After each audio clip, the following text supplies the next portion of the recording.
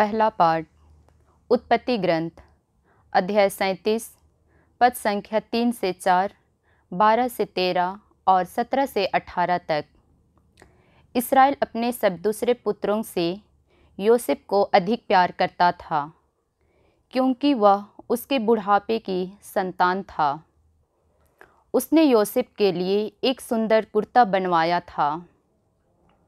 उसके भाइयों ने देखा कि उनका पिता हमारे सब भाइयों से योसेफ को अधिक प्यार करता है, इसलिए वे उससे बैर करने लगे और उससे अच्छी तरह बात भी नहीं करते थे।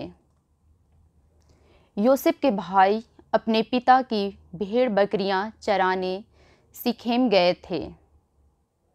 इसराइल ने योसेफ से कहा, तुम्हारे भाई सीखेम में भेड़ चरा रहे हैं, मैं तुमको उनके पास भेजना चाहता हूँ। योसेफ अपने भाइयों की खोज में निकला और उसने उनको दोतान में पाया। उन्होंने उसे दूर से आते देखा था और उसके पहुँचने से पहले ही वे उसे मार डालने का षड्यंत्र रचने लगे। उन्होंने एक दूसरे से कहा, देखो, वह स्वप्न दृष्टा आ रहा है, चलो हम उसे मारकर किसी कुएं में फेंक दें। हम यह कहेंगे कि कोई हिंस्र पशु उसे खा गया है, तब हम देखेंगे कि उसके स्वप्न उसके किस काम आते हैं।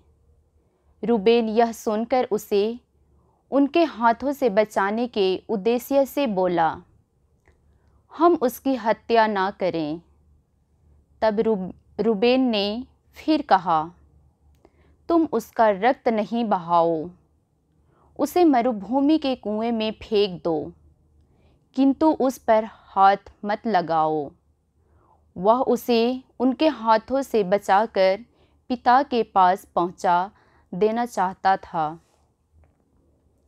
इसलिए ज्यों ही योसेफ अपने भाइयों के पास पहुंचा, उन्होंने उसका सुंदर कुर्ता उतारा और उसे पकड़कर कुएं में फेंक दिया।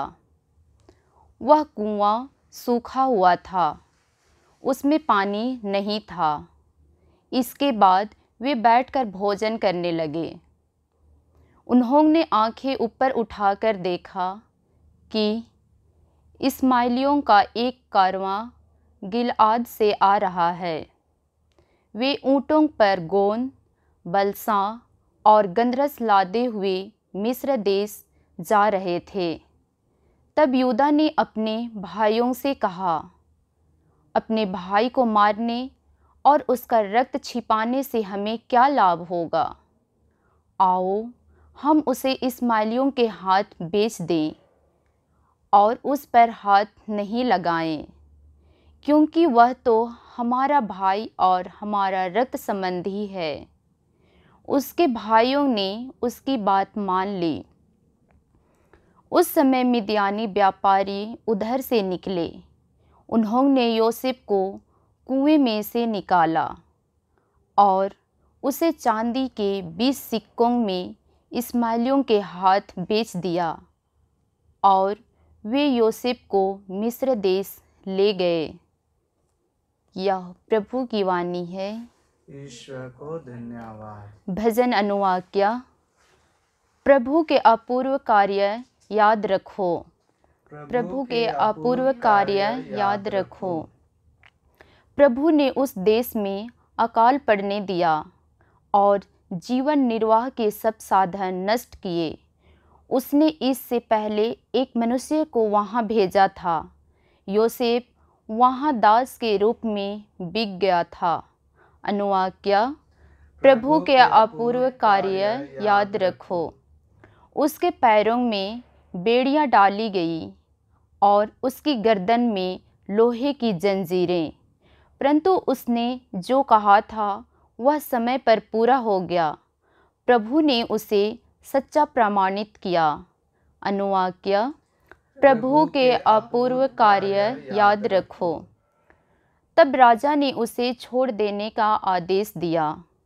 राष्ट्रों के शासक ने उसे मुक्त किया और उसे अपने घराने का अधिपति तथा अपनी सारी संपत्ति का प्रबंधक बनाया। अनुवाक्य, प्रभु के अपूर्व कार्य याद रखो।